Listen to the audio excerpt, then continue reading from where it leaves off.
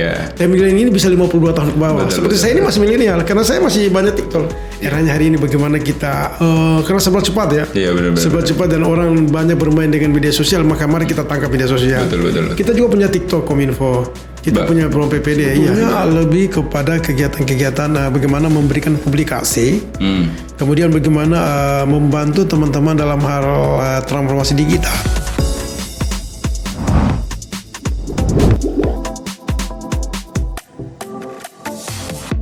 Kita kehadiran salah satu sosok yang sangat menginspirasi bagi anak-anak muda, bagi masyarakat Kendari khususnya ya. Dan langsung saja saya persilahkan untuk ngobrol-ngobrol mungkin Pak. Yeah. Pak Ridwan Badalah. Iya benar. Benar. Itu apa namanya? Sekarang apa Pak? Jabatannya apa? Ya, alhamdulillah 2-3 tahun ya, tahun ketiga ini saya dipercaya oleh Bapak Gubernur Ali Masih sebagai Kepala Dinas Komunikasi dan Informatika. Oke. Sulawesi Tenggara. 3 tahun. Udah tahun ketiga. Tahun ketiga. Tahun ketiga, ya. Sebelumnya di mana Pak? Sebelumnya saya Kepala Bidan di Sosial Kebudayaan sebagai periset juga, ex officio periset di Badan Penelitian dan Pengembangan atau Balitban. Yang sekarang sudah jadi Brida ya. Iya benar. Nah, di Kendari ini kayaknya Kominfo itu apa ya, kayak kalau dari sisi masyarakat pribadi ya kayak belum tahu ini Kominfo apa sih gitu. Kominfo ini tugasnya kemana gitu. Jadi mungkin saya cerita ya. Iya boleh. Nah, saya tarik ke belakang. Jadi Kominfo ini sebelumnya sebelum tahun 2016 dia lahir. Kominfo itu dia mulai dari ada PED, PDE namanya, yang tergabung dalam Humas. Jadi dulu dia bergabung di Biro Humas. Selama beberapa tahun kemudian Kominfo itu, Biro Humas itu lebur. Kemudian Kominfo ini belum Kominfo ya, masih namanya Humas. Masih Humas. Kemudian dipindahkan ke mana? Ke Dinas Perhubungan.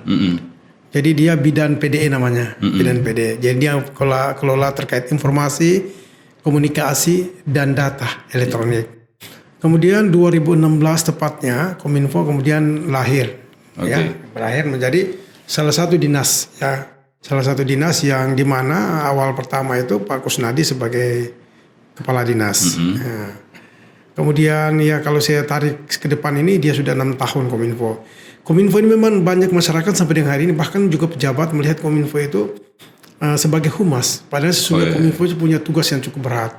Ada 3 urusan wajib yang dilaksanakan Kominfo. Yang pertama urusan Kominfo itu sendiri, di dalam urusan Kominfo itu ada cukup banyak. Seperti? Hanya sepersekian persen saja itu kehumasan di bidang IKP namanya. Tapi Kominfo itu selain IKP ada yang namanya transformasi digital yang hari ini kan. Lagi. Jadi Kominfo di situ bagaimana kami sebagai gawan mengawal transformasi digital di pemerintahan dan di masyarakat. Termasuk kalau memfilter hoax gitu. Itu masuk di IKP. Iya, itu masuk di dalam ya di dalam apa namanya? Manajemen konflik dan manajemen krisis itu. Untung Kendari Info dia terlepas dari hoax ya, Pak ya. Masuk lagi. Itu baru urusan pertama loh. Baru urusan ya. Itu urusan pertama. Urusan wajib pertama ya non konkuren. Dikatakan non konkuren, urusan wajib terkait pelayanan kepada masyarakat dan pemerintah yang tidak langsung. Kemudian urusan kedua adalah urusan statistik, satu data. Itu diatur dalam Perpres 39 tahun 2019. Yang kemarin sebelumnya itu wali data itu ada di Bapeda, kemudian dikembalikan ke Kominfo karena era digital tadi. Bahwa pengawalnya ada di Kominfo, maka turunlah Perpres 39 tahun 2019 terkait satu data Indonesia. Di mana kemudian kita harus menyusun satu data daerah. Kemudian yang ketiga urusan kami, jadi kami tadi susun data store ya. Sementara nanti kan ditanya kenapa apa tugas BPS itu data umum. Dia data umum, kita data sektoral. Kemudian yang ketiga kita punya tidak kalah penting yaitu statistik persandian. Persandian itu terkait security digital, keamanan cyber. Keamanan cyber. Di situ tugasnya kita tidak kalah penting. Jadi kalau kunjungan presiden itu yang menjadi playmaker yang mendukung tugas-tugas pas pampres itu dari Kominfo. Kami punya beberapa peralatan yang digunakan oleh Badan Cyber untuk mengacak frekuensi dan seterusnya. Kami punya. Begitu. 3 urusan kita yang sangat penting dan memang orang belum paham kira Kominfo itu humas. Kominfo itu, maka kan Kominfo itu mungkin hanya juru bicara dan seterusnya. Iya. Dan yang satu lagi tugas yang dipercaya oleh Bapak Gubernur, yaitu saya sebagai Kadis Kominfo juga ex officio sebagai juru bicara Gubernur dan juru bicara pemerintah. Wakili Sulawesi Tenggara ke masyarakat, gitu Pak? Iya, juru bicara pemerintah kan itu sudah wajib karena di Kominfo. Lalu kemudian ada tugas sama itu juru bicara Gubernur. Artinya ketika ada klarifikasi terkait Gubernur maka saya muncul. Makanya orang, kenapa sih Pak Kadis Kominfo ini Pak Kadis belain Gubernur? Karena itu adalah tugas yang melekat. Jadi saya harus bela ini. Gitu. Kalau kita tarik ke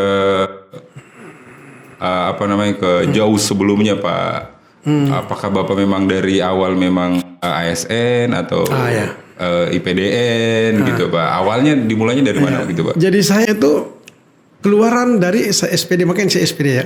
Saya jadi pendidikan tahun 97 saya lulus sebagai guru. Saya lama di Tinobu 2 tahun sebagai guru SMP, kemudian saya ke SMP 6 Kendari. Pernah juga pelaksana tugas di SMP 16 Kendari, pernah di SMA Idata wakil kepala sekolah. Pernah SMA Idata SMA 11 sekarang kan. Kemudian pernah SMA 9 Kendari sebagai guru di sana. Jadi saya guru itu 11 tahun. Kemudian 2008 saya dipercaya menjadi kepala seksi. Kepala seksi, 4 tahun kepala seksi, saya pernah jadi sekretaris dinas perikanan.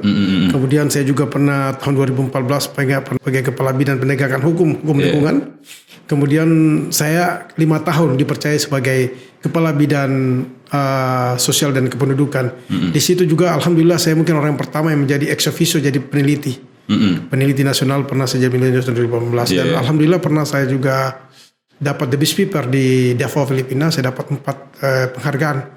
Saya di Davao Filipina ikut international conference, saya dapat appearance, kemudian saya dapat appreciation appearance, kemudian saya dapat the best paper, saya dapat juga medali di Rizal Memorial College di Filipina, Davao Filipina tahun 2018. Terkait apa itu Pak? Saya melakukan riset. Riset. Terkait peran tokoh masyarakat dalam menangani anak putus sekolah di Kota Kendari. Riset saya justru itu memutus asumsi dari pemerintah kota kemarin bahwa masih zamannya Pak Asron ada 18 saja anak putus sekolah. Setelah saya riset turun di lapangan, saya dapatkan 720 anak putus sekolah. 720 orang anak putus sekolah. Jadi data saya itu sering digunakan oleh pemerintah kota terkait itu bahwa ada data yang yang belum terungkap yang saya ungkap kemarin. Seperti itu. Oke. Nah kalau dari 2016 ya Pak? Iya, saya ikut tes 2020. 2020. Ya, saya ikut tes, fit and proper test. Alhamdulillah dipercaya oleh Bapak Gubernur untuk menangani Dinas Kominfo komunikasi yang saya awal masuk ke dalam luar biasa ya. Iya benar. Mulai dari kantornya yang ya boleh saya katakan kantor yang sudah tidak layak kita duduk. Itu Kemaraya bukan sih Pak? Ini Kemaraya. Kemudian saya pindahkan ke atas restu Gubernur. Kami dipindahkan ke Dinas Perpustakaan yang alhamdulillah sudah representatif. Betul. Kemudian di situ saya kemas lagi. Saya bikin ruang podcast. Saya buat ada ruang podcast kita. Namun sebelum ada ruang podcast saya sudah tangani podcast 2020. Jadi pas 2020 kan sebelum saya teman-teman lebih banyak kepada bagaimana kerjasama dengan media. Iya. Media cetak. Benar. Saya melihat bahwa ada sumber daya manusia di Kominfo yang harus kita eksploitir. Maka saya ajaklah beberapa anak-anak yang kreatif, yang muda-muda kreatif. Salah satunya Vita Maurins yang sekarang yang penyiar TVRI. Ajak bergabung dengan saya. Kita bangun namanya Garbarata TV sampai sekarang ada. Ya, kemudian, kenapa nggak ini sendiri aja daripada kita kerjasama, ya kan? Tetap kerjasama ada, tetapi ruangnya tidak sebesar lagi seperti kemarin yang angkanya gede-gedean. Sekarang tidak. Saya lebih banyak kepada peningkatan sumber daya manusia, membuka juga anak-anak yang kreatif untuk bisa masuk di ruang pemerintah. Betul. Ya begitu. Jadi alhamdulillah kami punya YouTube yang kemarin kita lihat sudah sekitar 977, tinggal 33 orang sudah bisa masuk dan sudah masuk ke ruang iklan-iklan. Nah, ini saya bisa tangkap. Ketika ini masuk ruang iklan, maka saya sudah coba membuat regulasi bahwa di era distribution ini kita bisa mendapatkan namanya PAD. Hari ini Kominfo dianggap nggak bisa punya PAD, kami bisa punya PAD. Pendapatan untuk daerah. Daerah, bagaimana mau daerah kami bisa bahkan lebih besar. Kalau mungkin kemudian Kominfo ini dia punya media sosial bisa betul. Besar kan? Besar, ada sponsor masuk lagi. Ada sponsor masuk ya itu. Dan itu masuk ke PAD, bukan masuk ke pribadi ya. Itu jangan ya Pak. Ya. Jangan masuk di pribadi ya Pak ya. Ya tidaklah, tidak bisa karena itu negara ya. Pak kalau ini Pak di Kominfo sendiri, kalau umpamanya kita nih masyarakat yang pengen kayak mungkin ada ide kah untuk Kominfo atau enggak kayak berkolaborasi gitu sama Kominfo, itu seperti apa kira-kira Pak? Boleh. Malah Kendari Info ini saya salah satu yang ajak ya mari, karena jadi media itu tidak hanya media cetak, bahkan saya boleh katakan media online sekarang kalau tidak betul-betul berbenah diri, orang sudah jarang lagi membaca media, orang lebih banyak melihat TikTok, melihat podcast. Ya benar ini karena masyarakat menilai sekali. Menilai ini saya selalu bilang, milenial itu bukan ukuran umur 20 tahun ke bawah. Dan milenial ini bisa 52 tahun ke bawah. Seperti saya ini masih milenial karena saya masih banyak TikTok. Jadi indikator milenial bukan usia, indikator milenial adalah siapa saja orang yang akses itu akses TikTok, orang katakan YouTube itu tidak gagal di internet itu pas milenial. Pak. Enggak ya. Saya lebih banyak hal-hal yang belum sampai. Belum ya. Enggak usah lah Pak ya. Gitu. Soalnya karena ada yang melekat bahwa saya sebagai juru bicara, jadi ada yang melekat, jadi itu harus dijaga. Betul. Iya Pak, kalau berarti untuk masyarakat atau teman-teman yang tadi Bapak bilang kalau kreatif boleh nih masuk nih daftar di Kominfo gitu, entah jadi tim kreatifnya kah gitu ya, atau entah jadi host podcastnya gitu kan Pak ya. Nah kalau di tahun 2023 ini Kominfo lagi ngerencanain apa nih Pak, kalau bocor-bocorannya? Ya, jadi tahun 2003 ini kami sudah benahi kantor kita. Saya sampaikan kenapa kantornya Pak dibuka kacanya semua transparan, kenapa jadi kasih warna gelap dan seterusnya. Saya katakan begini, Kominfo itu kan era keterbukaan publik, maka semuanya harus terbuka semua. Dari kacanya semua terbuka. Bapak dilihat ya, kalau dilihat kan supaya tahu mereka bahwa saya tidak bersembunyi. Jadi itu yang pertama. Kemudian kedua, gagasan saya setelah membenahi kantor ini, kami merencanakan podcast itu hidup kembali, dan saya sudah bikin desain struktur kelembagaannya, dan beberapa anak saya rekrut lagi, anak-anak muda ya, yang masih muda-muda semua. Cewek laki yang punya kemampuan dan kreativitas untuk kemudian kelola podcast itu. Kami sudah punya Sultra English. Jadi yang berita berbahasa Inggris kami sudah punya. Kami rekrut juga anak-anak mahasiswa yang mahasiswa S2 yang punya kemampuan grammar. Dan itu alhamdulillah diakui oleh teman-teman yang punya kemampuan berbahasa Inggris. Itu sudah grammarnya sudah cukup bagus. Betul. Tapi untuk di tahun ini Pak, ada nggak yang kayak ngundang apa gitu, memang Kominfo ini podcast apa sama siapa gitu lah Pak?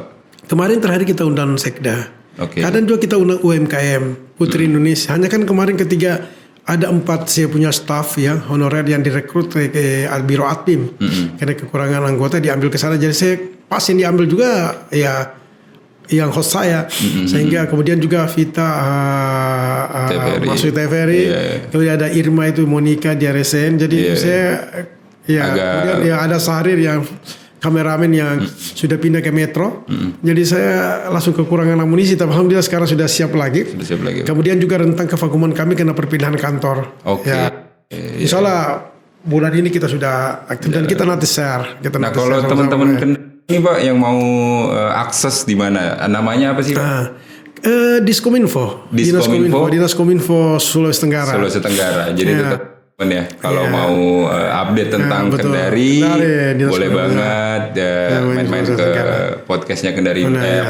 Kalau kita Bincang Sultra, Bincang Sultra. Bincang Sultra. Oke. Banyak hal lah perubahan-perubahan yang kita bangun yang tadinya kita kerjasama hanya dengan media. Sekarang saya mengubah bahwa hari ini bukan eranya begitu. Betul.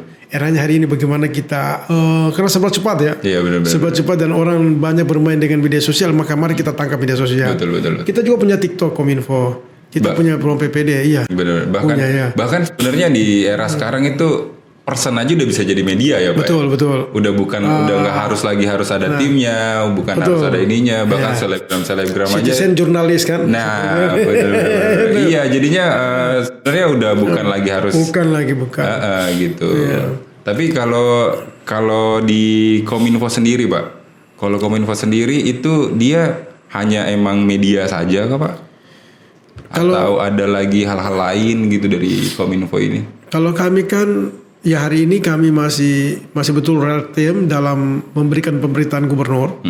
Hari ini tayang hari ini ya, alhamdulillah kemarin kita juga sudah punya kabit kami juga yang membantu saya. Sekarang saya kerja sendiri karena kabit saya sudah pindah kantor. Jadi saya juga sebagai editor. Saya latih anak-anak muda, maksud saya masih mahasiswa baru. Latih mereka menulis, kemudian mereka kirim tulisannya biar jam 2 malam kalau terkirim saya langsung edit. Saya mereka belajar gimana menulis. Tentunya kamu nanya kenapa sih bisa menulis? Saya dari guru bahasa Indonesia ya. Guru bahasa Indonesia, Pak. Bahasa Indonesia. Jadi kemampuan menulis alhamdulillah. Kemampuan menulis ya, jadi itu. Jadi saya ajarkan. Jadi kita ada hari Selasa saya latih mereka. Jadi kita diskusi rapat, saya latih mereka tulisan mereka, kemudian saya koreksi, suruh pembenaran seperti ini. Jadi itu saya lakukan. Kemudian saya juga sedikit bisa host, saya sih bisa host. Iya, hostnya tapi kayak Karni Ilyas sudah. Oh iya, beda kayaknya nih Pak kita Pak. Usia barangkali ya. Iya. Tapi kalau selain dari Kominfo Pak, Bapak sendiri punya hobi apa gitu atau pekerjaan lain di luar dari Kominfo gitu Pak? Saya sebetulnya suka olahraga fisik. Asik. Saya sampai hari ini masih terakhir kemarin saya ikut Kapolda Cup bola, saya kiper. Sedap menangkap nih. Saya masih terakhir tapi sekarang udah lagi kena kesibukan. Saya juga masih masuk kelas Muay Thai. Di mana Pak? Saya terakhir main kelas Muay Thai di Hollywood. Oh iya. Sekarang sudah tidak kesibuk lagi. Saya masih kelas Muay. Saya masih raga. Setiap sore saya harus jalan sekitar 3-4 kilo. Iya benar. Minimal jogging, tinggal berjalan cepat 3-4 kilo. Kemudian saya juga gym. Saya di Urban setahun saya main. Karena penting itu, bahwa olahraga itu sangat penting. Betul. Apalagi di usia kita yang saya udah masuk, insya Allah hari minggu besok saya udah 53. Tapi masih tetap 35 saya. Amin, luar biasa. Ada satu dibilangnya semboyan ya, mensana in corpore sano. Iya benar. Ya, Pak, ya? Benar. Tubuh yang sehat terdapat jiwa yang kuat. Yang kuat. Sekali. Kalau saya katakan tubuh yang sehat terdapat jiwa yang muda. Benar. Iya. Bisa. Tapi kalau di ini sendiri Pak, kalau di Kominfo itu selain yaitu tadi, maksudnya selain media. Kegiatan yang fisik gitu Pak? Kalau kami sebetulnya lebih kepada kegiatan-kegiatan bagaimana memberikan publikasi, kemudian bagaimana membantu teman-teman dalam hal transformasi digital. Misalnya kita memasarkan kegiatan fisik, misalnya kita bangunkan mereka fiber optik, kemudian kita berikan akses internet, VPN dan seterusnya. Kemudian juga kita membantu mereka dalam hal misalkan link Zoom. Kemudian juga kita membantu mereka dalam hal analisis digital terkait bagaimana mereka keamanan digital mereka. Kemudian kita juga masuk kepada bagaimana mendata data sektoral. Terus literasi digital tidak penting.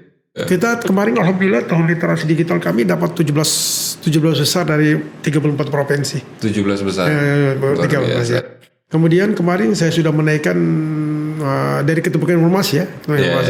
Kemarin sebelum saya itu kita tidak informatif. Alhamdulillah saya sampai 2 tahun berturut-turut kita sudah masuk ke cukup informatif. Betul. Insya Allah tahun depan kita bisa menuju informatif. Amin. Portal website kami sudah peduli dengan disabilitas. Portal resmi kami itu sutarpop.go.id itu sudah bisa dibuka oleh orang-orang yang buta. Iya, karena ada suaranya itu. Kemudian orang-orang yang rabun kita sudah bikin, yang tunarungu dan seterusnya. Kita sudah bikin ramah terhadap disabilitas ya. Kendari info belum lagi nih Pak. Iya. Ramah. Iya. Kalau untuk ini Pak, kan mungkin beberapa teman-teman di Kendari belum tahu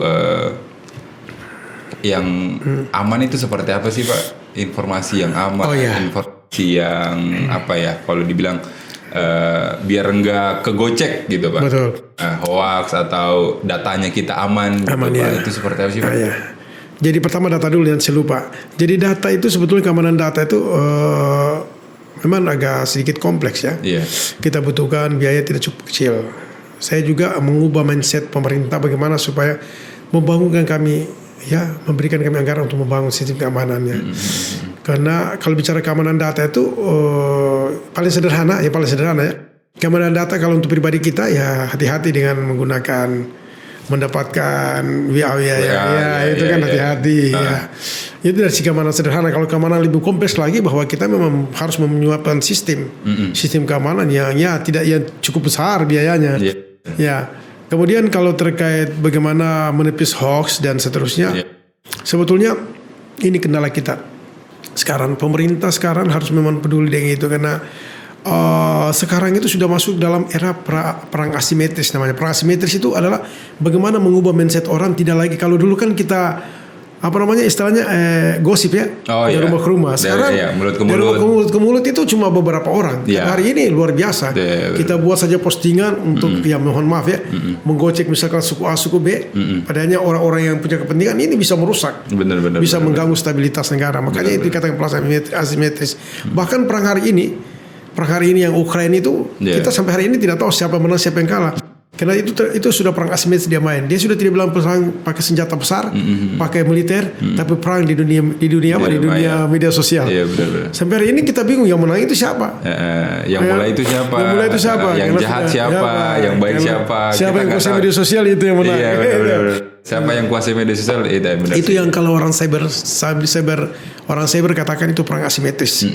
Mengubah paradigma orang dengan cara menguasai media sosial ya.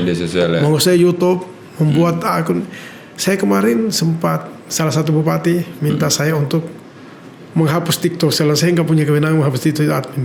Ada TikTok, kemudian siapa orangnya saya nggak tahu. Itulah perannya. Susahnya karena orang bisa membuat TikTok memakai nama samaran dan seterusnya, kemudian anonim merusak merusak orang lain. Citra orang lain lagi. Bisa terjadi. Ya, jadi memang tergantung dari penggunanya lagi, usernya lagi ya Pak ya. Karena ya itu tadi, maksudnya informasi dalam sosial media itu sangat banyak, sangat kayak deras gitu Pak. Jadi kita pintar-pintarnya user aja memilah mana yang baik, mana yang harus kita konsumsi. Ya benar gitu. Itu beratnya ya. Berat sekali itu. Apalagi masyarakat awam, waduh begitu dengar itu benar ya percaya. Iya benar. Ada kejadian perkelahian begini, sudah ada yang berapa tahun yang lalu yang dipotong itu lagi. Dia bahwa ini sudah terburu dan seterusnya. Ini bahayanya ini. Dan itu selalu digoreng terus itu. Digoreng terus itu yang kayak gitu Pak. Tapi memang ada cara efektif untuk menangkal gorengan. Kalau gaya saya sih gorengan itu kalau sepanjang tidak mengganggu saya dan tidak benar ya biarin aja itu gorengan, hilang dengan sendiri. Iya. Saya kalau digoreng biasanya dengan senyuman aja, baca dan senyum. Sampai saya pernah ditanya, kamu nggak stres dengan serangan saya? Bukan stres. Kalau benar ya saya stres, kalau tidak benar ngapain? Saya paling takut dengan satu kesalahan yang saya perbuat. Tapi satu kebenaran kalau itu saya biarin aja. Iya benar. Biarin saja. Iya kalau udah kita benar ya. Kalau saya mau jawabin tambah pusing kepala saya nanti. Ya kan. Hukumnya bermedia itu ketika kita menjawab serangan, tambah serangan itu.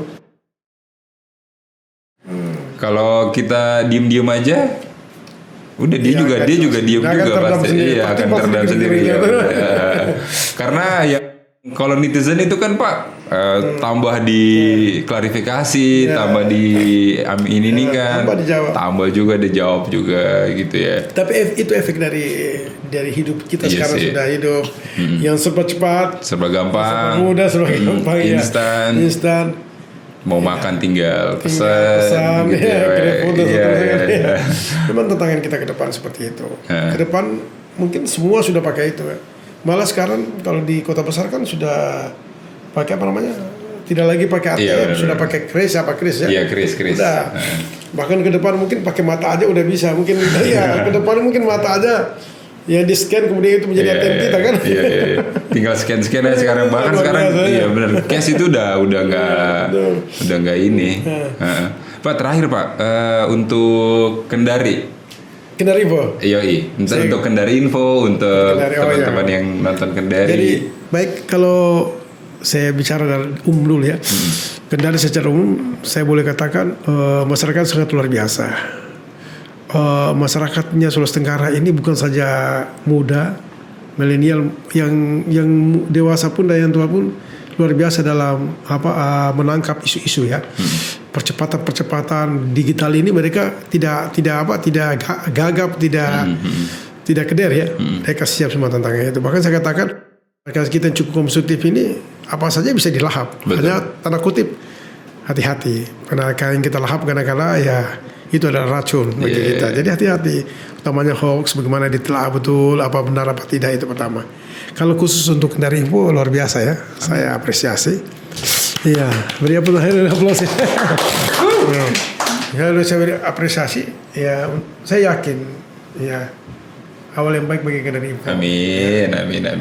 Saya sarankan sebagai boleh saya katakan pemerintah ya yang menjadi boleh saya katakan ke orang tua dari teman-teman media bahwa Kendari Info saya harapkan ke depan menjadi salah satu media berbasis berita, berbasis mungkin bisa mengedepankan hal-hal yang sifatnya benar, valid dan seterusnya. Amin. Iya, jangan takut dengan kalau ada yang kita lihat salah, silakan Anda investigasi. Investigasi silakan. Tetapi jangan baru dengar cerita. Ini kan yang mohon maaf ini ada beberapa media mendengar berita isu-isu langsung katakan si ini korupsi, ini jangan begitu. Investigasi dia. Kalau Anda dapatkan, dan Bapak Gubernur itu sangat respect itu. Silakan kalau ada anak buah saya yang begitu, langsung investigasi. Kalau dapatkan laporkan ke saya bukan saja ganti, saya penjarakan dia. Tetapi jangan anak buah saya yang kamu tuduhkan belum benar, saya yang dikena sasar, kan kasihan kan. Tapi saya yakin Kendari Info dengan anak muda yang saya lihat ya sangat muda kasat ini. mata aja saya lihat ya punya potensi luar biasa. Apalagi dipimpin oleh adinda saya. Itu produsernya Pak, bukan saya nih di direct juga. Apalagi saya yakin akan hebat ya. Kami pemerintah ya, saya sebetulnya ini udah lama dapat catatan-catatan bagusnya Kendari Info. Amin. Iya, saya suka dengan beritanya. Kadang juga kritis. Saya tahu kritisnya ini bagus. Iya, kritisnya bagus. Jadi saya sering verifikasi semua media. Apakah cetak elektronik, saya sering verifikasi. Oh, ini beritanya mengkritis, tapi mengkritis yang benar ya. Kenapa kita mau marah? Iya benar. Tapi kalau tidak benar, karena saya klarifikasi memang belum benar ini, masih isu. Iya, orang baru, mohon maaf ya, ini orang baru ke toilet. Di sebelah udah dunia tahu sudah toilet yang banyak diambil, kan ini gila. Ya kalau saya ke depan tidak seperti itu ya. Dan saya yakin media Kendari Info ini bisa lebih besar. Oke, amin. Terima kasih banyak Pak Ridwan Balada. Terima kasih. Badala. Sorry. Terima kasih banyak Pak Ridwan atas informasinya, atas waktunya, tenaganya juga, pikirannya. Dan mudah-mudahan apa yang diucapkan sama Pak Ridwan menjadi tercapai lah. Amin. Tervalidasi lagi lah gitu ya Pak. Amin. Oke, terima kasih banyak semuanya.